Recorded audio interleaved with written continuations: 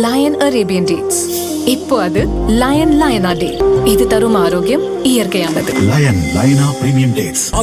எந்த சமையலும் ருசி தேடும் ரகசியம். 20 ரூபாய். குக்கர் விசில மறந்து உணவு வீணாகி போச்சா?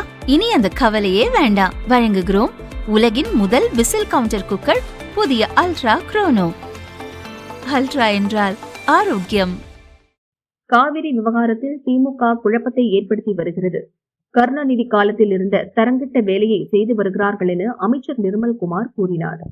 நேற்று மாலை திமுகவுடைய தலைவர் திரு ஸ்டாலின் அவர்கள் ஒரு அறிக்கை வெளியிட்டார். அதாவது தமிழக முதல்வர் தனிமைப்பட்டு நிற்கிறார். அதாவது கர்நாடகா இந்த மாதிரி பண்ணிட்டு இருக்காங்க. தமிழக முதல்வர் தனிமைப்பட்டு நிற்கிறான்னு ஒரு வார்த்தையை சேர்த்து இருக்கிறார்.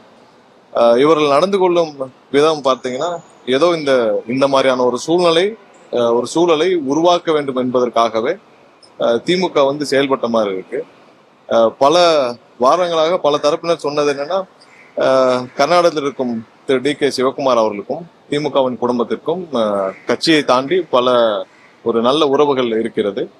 அவர்கள் பல வருடங்களாக அவர்கள் இருவருக்கும் பல நல்ல உறவுகள் இருக்கிறது. அதனால் இவர்கள் என்ன சொல்வார்களோ அதுதான் அவரும் செய்வார்கள். டி.கே. சிவகுமார் எல்லாவற்றையும் விட திமுக குடும்பம் மீண்டும் ஆட்சிக்கு வர வேண்டும் என்று பல வகையில் விரும்பினார். காங்கிரஸ் தலைமை சொல்வதை கேட்பதை விட டி.கே. சிவகுமார் திமுக குடும்பம் ஸ்டாலின் அவர்கள் சொல்வதை தான் அதிகமாக கேட்பார் என்று பல தரப்பினர் சொல்லி வந்தார்கள். அதே மாதிரிதான் கடந்த ஒரு வாரம் நடந்ததும் இருக்கு. ஏன்னா அவர் என்ன சொல்லணும்னு நினைக்கிறாரோ அதை தான் திமுக சொல்லுகிறது. திமுக சொல்வதை தான் அவரும் சொல்கிறார். இவர்கள் இருவரும் இதே மாதிரிதான் கருணாநிதி காலத்துல அம்மையார் புரட்சி தலைவர் அம்மா அவர்களுக்கு பெயர் விடக்கூடாது என்பதற்காக பல வகையில் முட்டுக்கட்டை போட்டு தண்ணீர் திறக்காதீர்கள், திறந்தால் அந்த அம்மாவிற்கு பெயர் கிடைத்துவிடும் என்று பல அழுத்தங்களை கருணாநிதி அந்த காலத்திலே கொடுத்தார். அதே தான் திமுக இப்பவும் செய்கிறது. இந்த வார்த்தை, அதாவது தமிழக முதல்வர் தனிமைப்பட்டு நிற்கிறார் என்ற வார்த்தை எந்த வகையிலும் தமிழக மக்களுக்கு ஒரு பின்னடைவை ஏற்படுத்த வேண்டும் என்ற நோக்கத்தோடு அவர் தெரிவித்தது போல விட்டது. நேற்று காலை முதல்வர் பல தரப்பு ஆலோசனையை முடித்துவிட்டு முதல்வர் நம்ம உச்சநீதிமன்றத்தில் வழக்கு தொடுக்க வேண்டும் என்று முடிவு செய்து மதியமே நம்மளுடைய வழக்கறிஞர் உச்சநீதிமன்றத்தில் இந்த வழக்கை பல வருடங்களாக நடத்தி வரும் வழக்கறிஞர் திரு உமாபதி அவர்களிடம் தெரிவித்து அனைத்து ஆலோசனையும் முடித்து வழக்கு பதிவு செய்யும் திட்டத்தையும் சொல்லி அது ப்ராசஸ்ல இருக்கிறப்ப திமுக அவசரமாக 5 மணிக்கு மேல வழக்கை பதிவு செய்கிறார்கள். இந்த மாதிரி ஒரே மாநிலத்துல பல பெட்டிஷன் ஃபைல் பண்ணா எவ்வளவு குழப்பத்தை விளைவிக்கும், எந்த அளவுக்கு அந்த மாநிலத்திற்கான உரிமைகளை பின்னோக்கி தள்ளும்.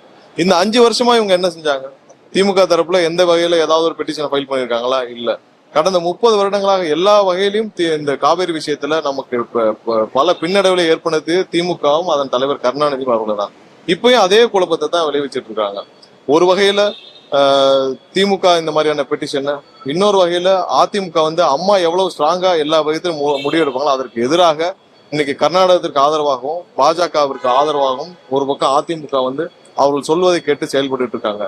சோ இந்த மாதிரியான ஒரு சூழ்நிலையில் கண்டிப்பாக தமிழக மக்களின் உரிமையை காக்க நாளை உச்சநீதிமன்றத்துல முதல்வருடைய உத்தரவின் பேர்ல வழக்கு பதிவு செய்யப்பட உள்ளது. இந்த மாதிரியான பல குழப்பங்களை இங்க இருக்கிற கட்சிகள் மூலமாக டி.கே. சிவகுமாருக்கும் திமுக தலைமைக்கு இருக்கும் மிகப்பெரிய நெருங்கிய உறவு இந்த மூலமாக வெட்ட வெளிச்சமாக தெரிகிறது. இந்த மாதிரியான ஒரு தரங்கெற்ற விதமான இந்த நடவடிக்கைகளை இவர்கள் இதோடு குறைத்து கொள்ள வேண்டும். முதல்ல உங்களுடைய வேலையை பாருங்க. மக்கள் உங்களுக்கு என்ன தீர்ப்பு அளித்தார்களோ அதை முதல்ல நீங்க ரியலைஸ் பண்ணுங்க. தமிழகத்துக்கு எதிராக இந்த மாதிரியான செயல்பாடுகளை உங்க தந்தை கருணாநிதி அவர்கள் பல தமிழக விரோத செயல்களை செய்தார். அதையும் நீங்கள் தொடர்ந்து செய்யாதீர்கள் என்று கேட்டுக்கிறேன்.